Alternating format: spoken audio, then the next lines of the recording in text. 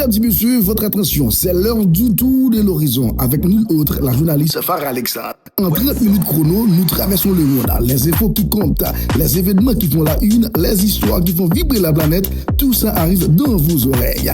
Ici sur MRB, ma radio mobile, restez branchés et ça commence maintenant.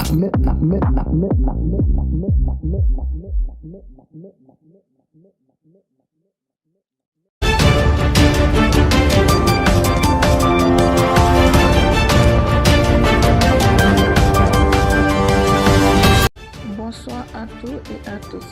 Je suis Farah Alexandre, vous êtes sur ma radio mobile et vous écoutez autour de l'horizon à Afrique.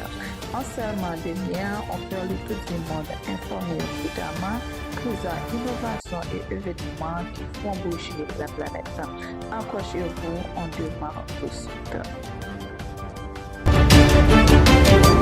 Le point de l'actualité. En Jamaïque, 2 femmes ont été tirées dans une fusillade matinale à Arbouriosa, un quartier de la région de Keston, ce qui illustre la persistance de violences armées dans certaines communautés. D'après la police locale, la première semaine de février a été l'une des plus meurtrières de l'année, avec au moins 18 morts signalés à travers l'île, bien qu'il y a globalement une tendance à la baisse des homicides.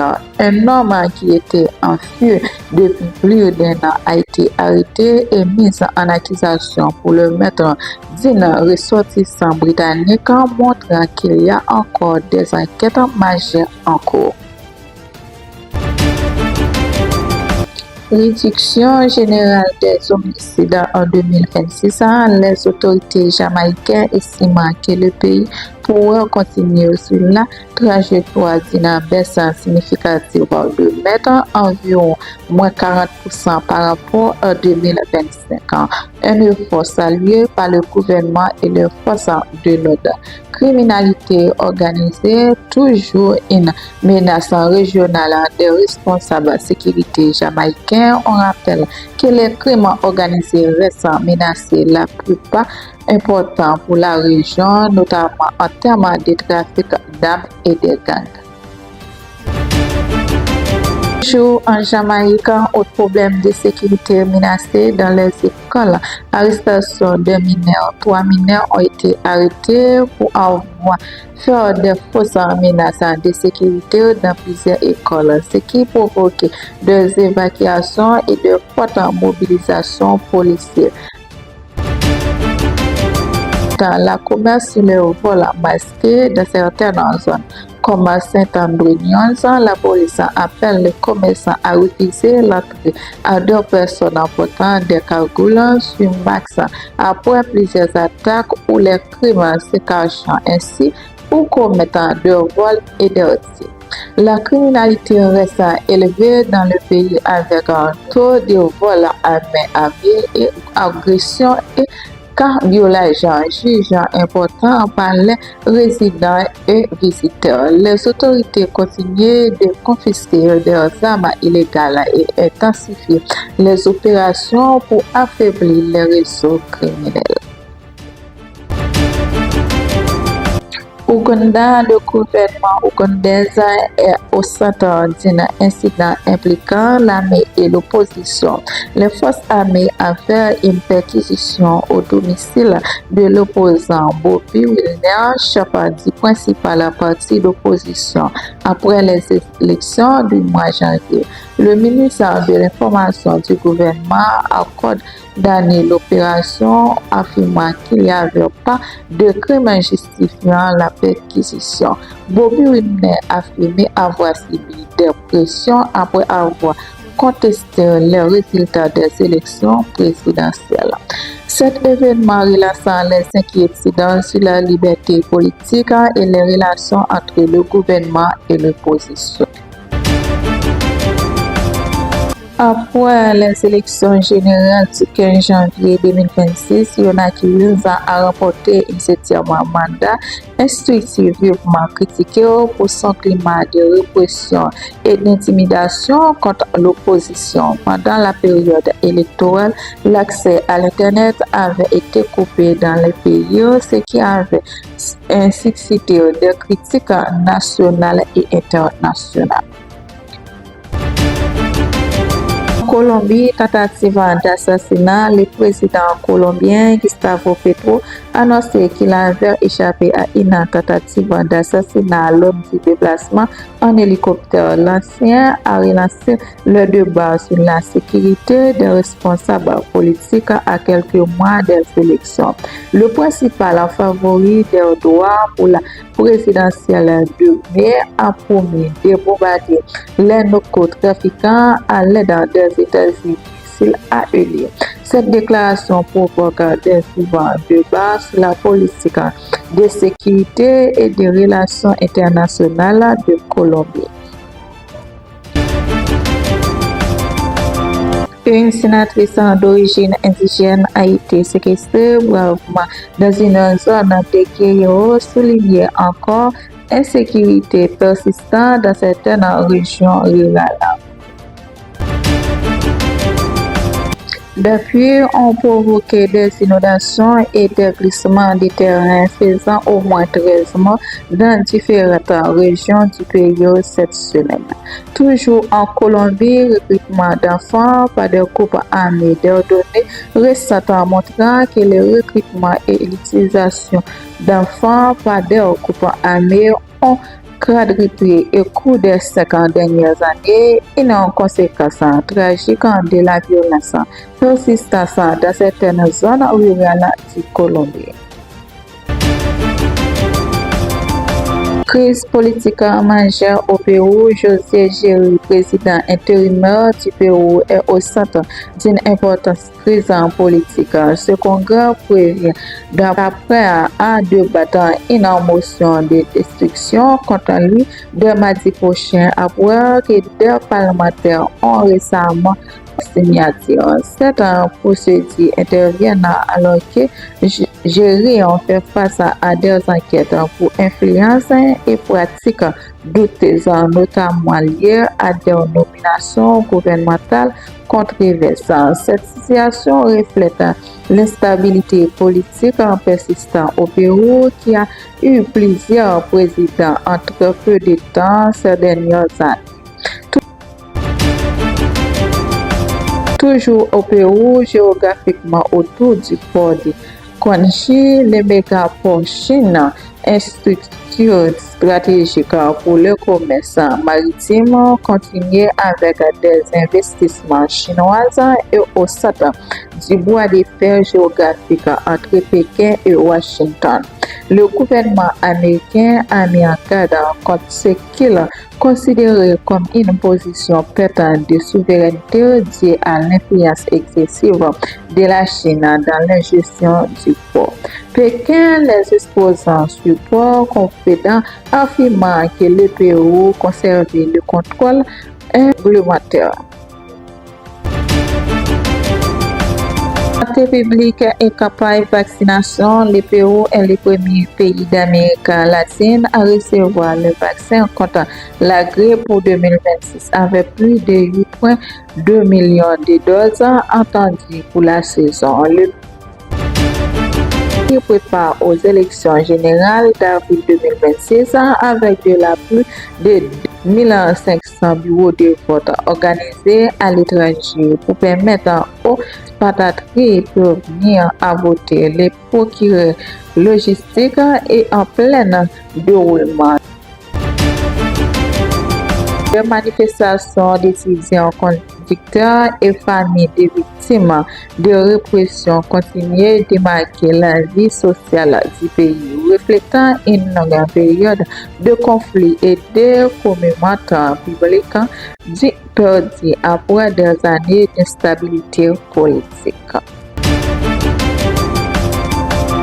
Cour suprême du Canada a annulé le résultat d'une élection fédérale dans la circonscription de Terrebonne de Montréal où des libérales Tiatana Oguiza avait gagné par une seule voix. Cela entraîne une nouvelle élection partielle dans cette région. Discussion sur une possible élection fédérale anticipée alors que le gouvernement libéral de McKinney est minoritaire et la Chambre de communes. C'est la relation, les spéculations sur une élection fédérale au printemps 2026. Des analystes et médias discutant de la possibilité qu'un vote anticipé soit déclenché en raison de la dynamique parlementaire.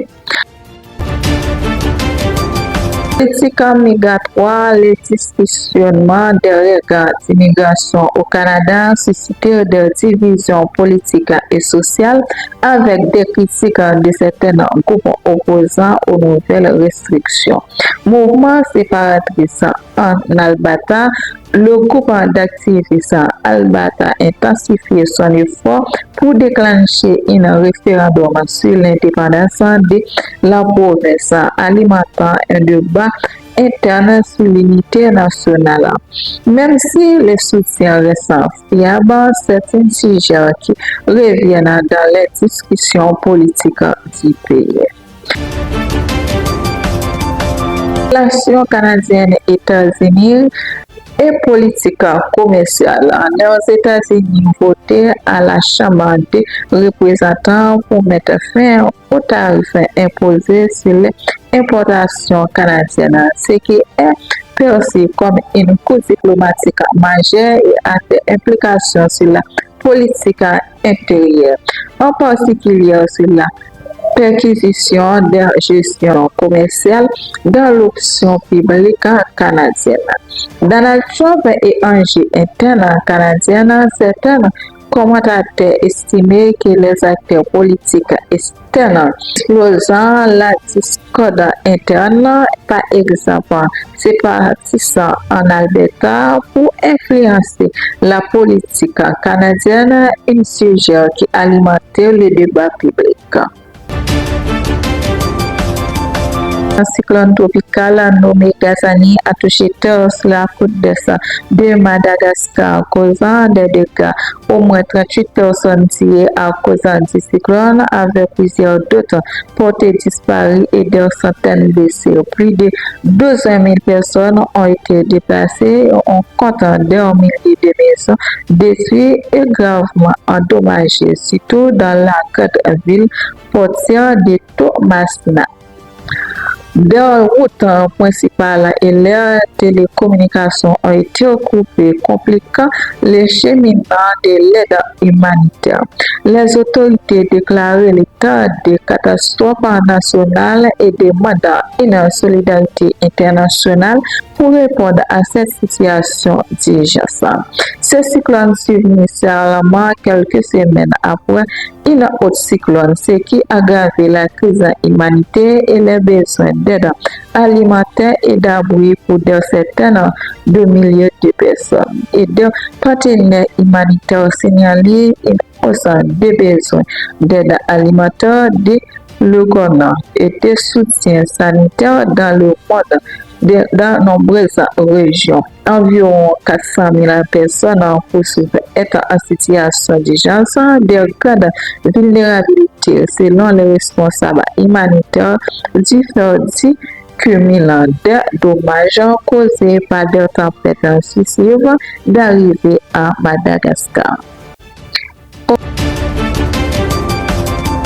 Au Venezuela, besoin d'aide médicale majeure et une importance en voie de médicaments de la fourniture médicale en province des États-Unis est arrivée à Manquilla, point de Caracas. Cette présence comme une signe de coopération entre Washington et le gouvernement vénézuélien avec l'objectif de stabiliser le système de santé du pays après des années de crise.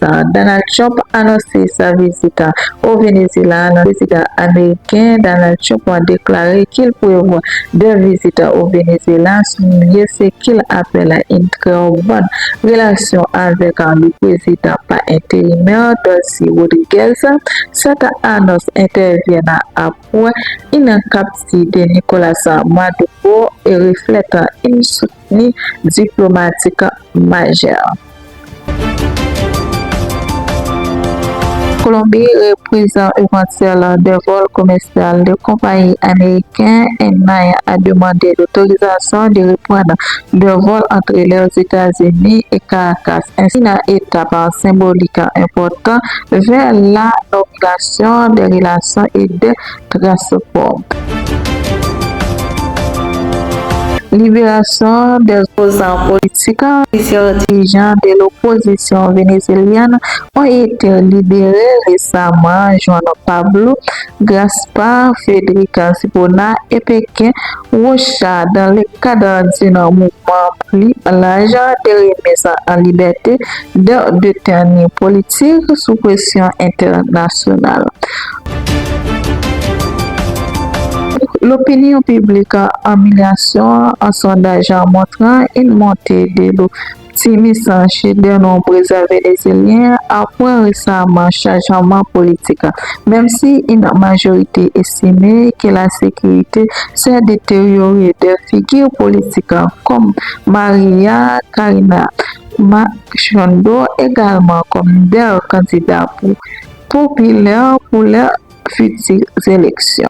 Poursuite des réformes législatives en loi d'admission en cours d'adoption, le parlementaire vénézuélien est en train d'adopter une loi d'administrer généralement qui devrait aboutir à la libération d'une nombre encore plus importante de prisonniers politiques une fois votant définitivement.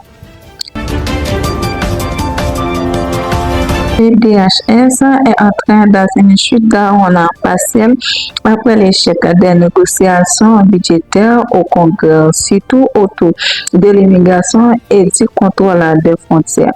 Cela affecte notamment les services ASA et les opérations liées à l'immigration. Lors de la 62e Motion Security Conference, des divergences importantes sont apparues entre responsables américains et parlementaires européens. Alexandria Ocasio-Cortez a vivement critiqué la politique étrangère du président Donald Trump, accusant son administration de favoriser une ère autoriste et a remis en question aide militaire inconditionnelle à Israël. Le premier ministre Benoît a qualifié totalement inacceptable la pression américaine sur la Groenland, créant des tensions dans l'alliance transatlantique. Politique budgétaire, l'inflation aux États-Unis est retombée à 2,4% en janvier, ce qui est perçu comme une signe de stabilité après des frustrations liées aux droits des douanes. Trump a continué de parler de lois plus strictes sur l'identification des éléments les élections intermédiaires en 2026. Deux débats ont lieu autour des réductions budgétaires dans des programmes de santé publique dans plusieurs États. Tension avec Iran, Trump a suggéré que les chambres et régime en Iran seraient la meilleure chose et les préparatifs militaires américains dans la région suscitent des inquiétudes. Deux menaces présentes souligné les risques d'une escalade de la négociation nucléaire n'aboutissant pas. La Russie reste cette semaine au sein d'une détention internationale. Sur le terrain, le combat se poursuivra dans les centres de l'Ukraine. Le président Vladimir Poutine maintient une ligne ferme et affirme que les objectifs militaires de Moscou ne changeront pas, malgré les pressions occidentales et les actions économiques toujours en vigueur. Sur le plan diplomatique, des échanges indirects continuent entre Moscou, Washington et Kiev, mais pour l'instant, aucun aperçu majeur n'a annoncé. La Russie réclame des garanties et de sécurité et continue de dénoncer l'expression de l'OTAN. Côté économique, malgré les restrictions internationales, Moscou mise en son secteur énergétique pour stabiliser son économie. Le groupe Zazir Zombo a confirmé une augmentation de ses exploitations vers la Chine, illustrée la virale et stratégique vers l'Asie. À l'intérieur du pays, les Kremlin renforcent le contrôle politique et médiatique en mettant en avant la souveraineté nationale face à ce qu'il qualifie de pression extérieure. Afin de vagues de froid intense en frapper plusieurs régions russes, posant certaines infrastructures énergétiques. Tension en Russie, donc sous pression militaire et diplomatique, en mer déterminée à maintenir sa position stratégique sur la scène mondiale. La Chine a poursuivi son renforcement stratégique sur le plan économique et diplomatique. Pékin consolide ses partenariats énergétiques avec Moscou et continue d'élargir son influence commerciale en Asie et en Afrique. Les autorités chinoises appellent à une solution diplomatique dans les conflits ukrainiens tout en évitant de condamner ouvertement à la Russie. Après les tensions en Europe de l'Est et les positionnements stratégiques des grandes puissances en direction maintenant en Pennsylvanie coréenne, la Corée du Nord de nouveau a attiré l'attention de la communauté internationale cette semaine. Les autorités Pyongyang ont procédé à de nouveaux tests de missiles balistiques. Selon les médias d'État, les dirigeants nord-coréens Kim Jong un superviseur personnellement les exercices militaires, affirmant qu'il vise à renforcer la capacité des dissuasion nucléaire du pays. Celle-ci a été condamnée par la Corée du Sud et le Japon, qui condamnent une provocation supplémentaire dans une région déjà marquée par la forte tension militaire. Du côté de Washington, l'administration américaine appelle à retenir tout en réaffirmant son engagement à défendre ses alliés en Asie-Pacifique. Sur le plan diplomatique, aucun dialogue direct n'a actuellement en cours entre Pyongyang et les États-Unis. Les sanctions internationales imposées par le Conseil de sécurité de l'ONU restent en vigueur. Derrière du pays, les médias officiels mettant en avant la modernisation militaire et l'autorisation économique, tandis que les organisations internationales continuent à exprimer des préoccupations sur la situation humanitaire. Le Japon renforce cette semaine son disposition de défense face aux Asies des missiles nord-coréens. Le gouvernement du Premier ministre Fumio Kishida a dénoncé les tirs effectués par Pyongyang, qualifiant ces actes de menace grave pour la sécurité nationale et région. Tokyo annonçant le renforcement de la surveillance maritime et aérienne, une coopération militaire accrue avec les États-Unis, de nouvelles discussions stratégiques avec Corée du Sud. Sur le plan diplomatique, le Japon appelle à une coordination internationale plus ferme au sein des Nations Unies. sur le front économique. La Banque du Japon maintenant une politique monétaire prudente alors que les liens restent sous les pressions face au dollar. L'influence demeure modérée, les exportations technologiques montrent des signes de reprise. Les autorités cherchent à soutenir la croissance tout en maîtrisant les risques liés aux tensions géopolitiques régionales. Le Japon suscite également son positionnement stratégique, augmentation progressive du budget de défense, modernisation des capitales, renforcement des alliés régionales dans l'Indo-Pacifique. Tokyo affirme vouloir jouer un rôle plus actif dans la sécurité régionale. Du Congo cette semaine, plusieurs événements marquent l'attention dans le pays.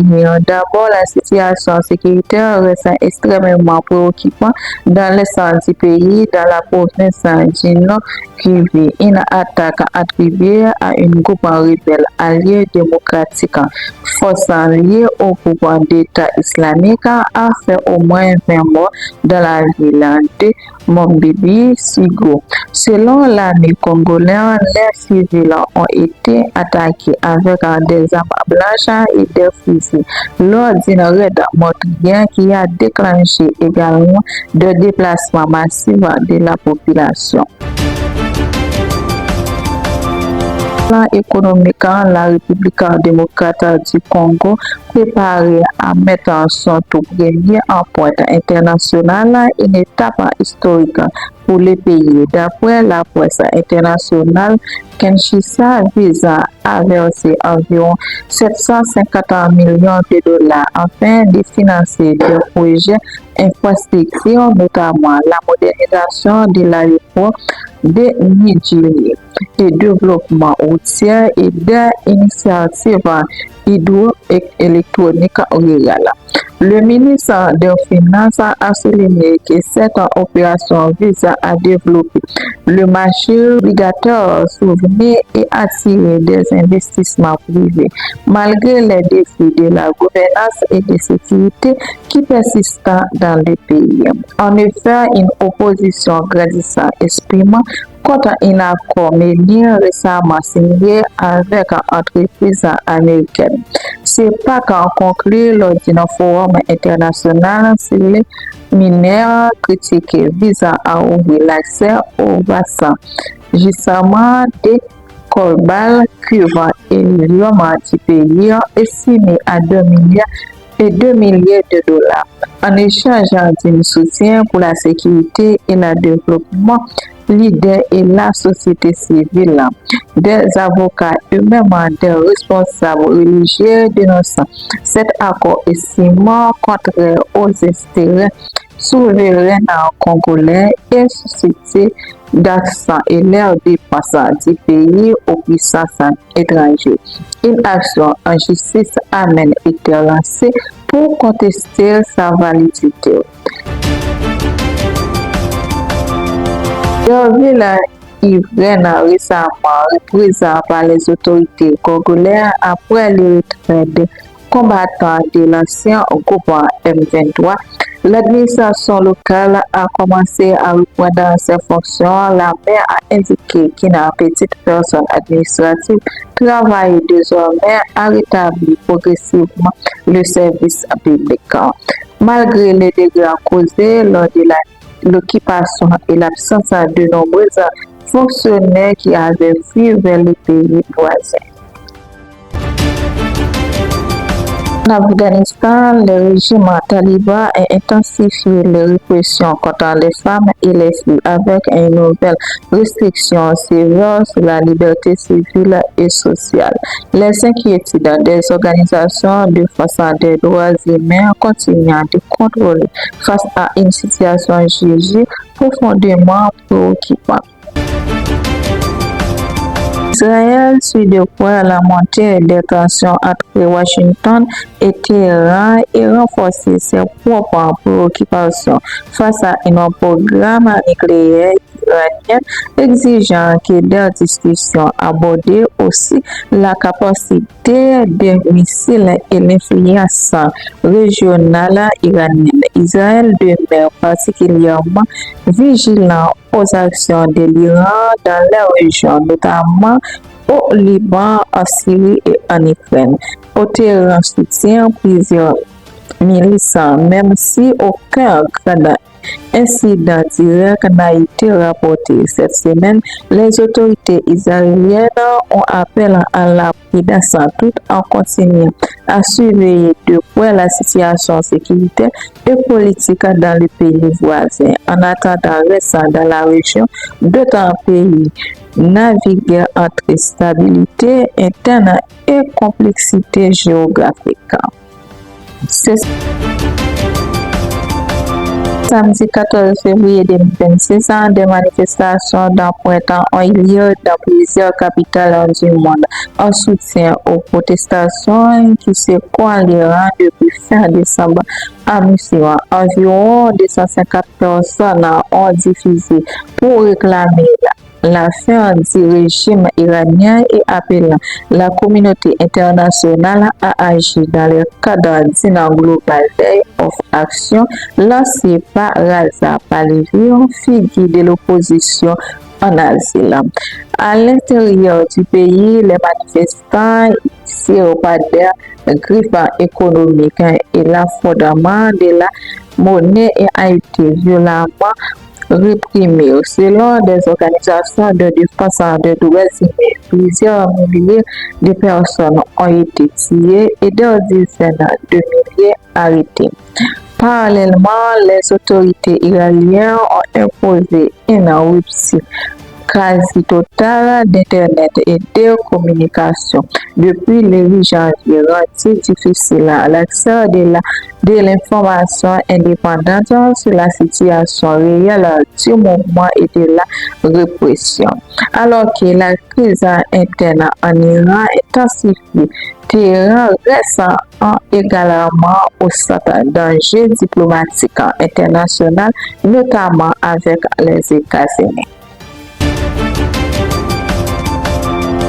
C'était votre tour de l'horizon en 30 minutes. Je suis Alexandre et merci de nous avoir accompagnés pour ce tour du monde et de l'actualité. Restez curieux, restez informés et retrouvez-nous à la prochaine pour un nouveau panorama des événements qui font bouger notre planète. À très bientôt.